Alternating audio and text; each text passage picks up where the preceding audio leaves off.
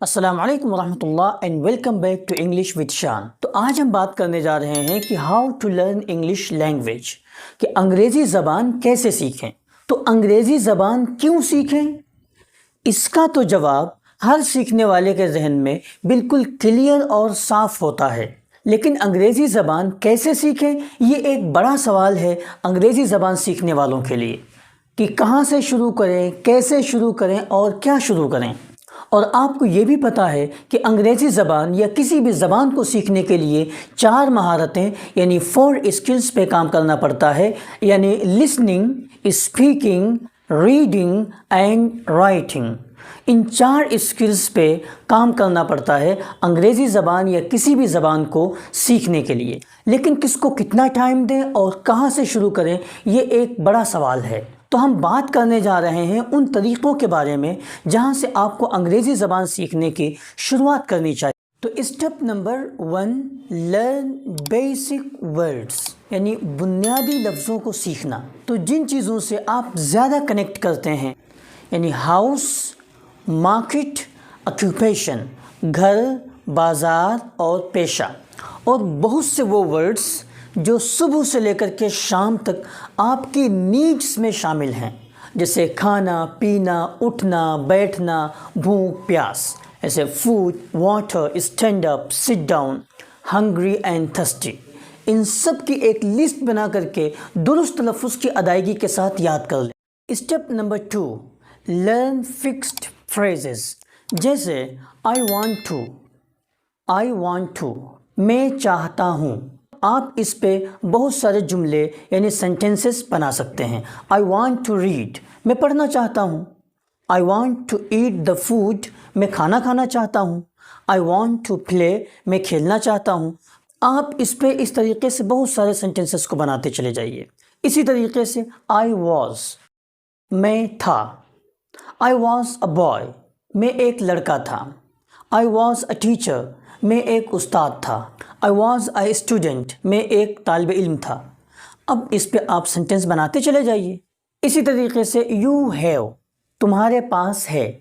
You have, تمہارے پاس ہے۔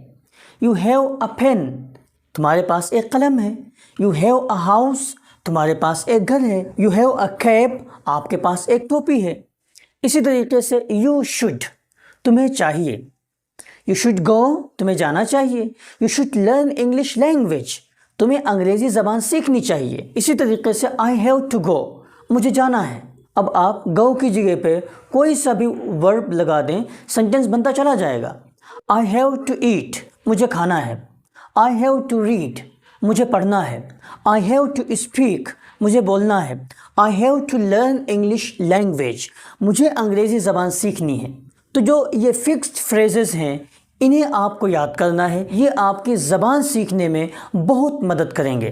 آپ ان میں تھوڑی سی تبدیلی کے ساتھ بہت سارے سینٹنسز کو بنا کر کے بول سکتے ہیں اور سامنے والے سے بات کر سکتے ہیں، اور انگریزی زبان سیکھنے کی ایک اچھی شروعات کر سکتے ہیں۔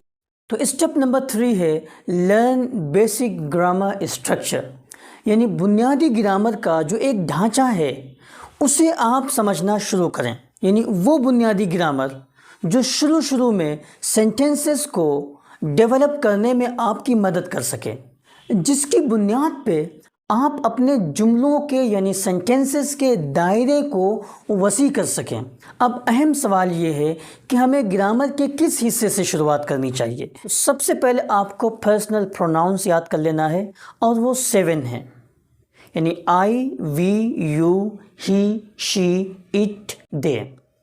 آئی مینس میں، وی مینس ہم سب، یو مینس تم یا آپ، ہی مینس وہ فار میل، شی مینس وہ for female, it means non living thing یعنی غیر عاقل کے لیے، دے مینس وہ سب۔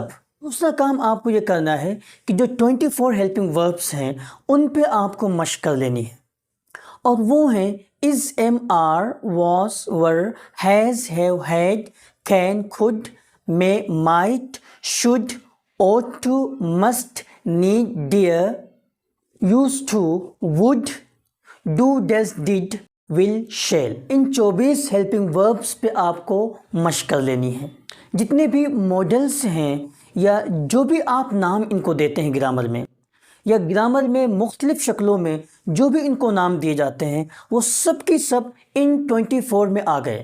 ان 24 ہیلپنگ وربس پہ مشق کرنے کے لیے آپ کسی کتاب کا بھی سہارا لے سکتے ہیں، ٹیچرز کا بھی سہارا لے سکتے ہیں، آپ ہم سے بھی رابطہ کر سکتے ہیں، اور ہماری اپنی ایک پوری سیریز موجود ہے 24 ہیلپنگ وربس کے نام سے، آپ اس کو بھی دیکھ سکتے ہیں۔ اور تیسرا جو کام آپ کو کرنا ہے وہ ہے کہ ٹینسز پہ آپ کو مشق کر لینا ہے۔ آپ کو پتہ ہے کہ جو ٹینسز ہیں ان کو ہم 3 حصوں میں ڈیوائڈ کرتے ہیں: پریزنٹ، پاسٹ، فیوچر۔ تو گرامر کے اعتبار سے ان چند چیزوں پہ آپ کو پہلی فرصت میں کام کر لینا۔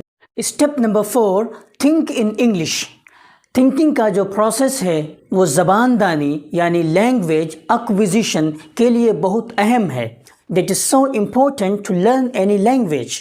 اس پروسیس کو ڈیولپ کیسے کریں اس کو سمجھنا ضروری ہے۔ It is necessary to understand how to develop thinking process. جو کام آپ صبح سے شام تک کرتے ہیں اس کے متعلق ورڈز کو چھوٹے چھوٹے سینٹنسز کے اندر جوڑنا شروع کریں، اور اس طرح آہستہ آہستہ اپنے برین کو انگلش میں سوچنے پر مجبور کریں، اور یہ ایکسرسائز لینگویج کو ڈیولپ کرنے کے لیے بہت مفید ثابت ہوگی۔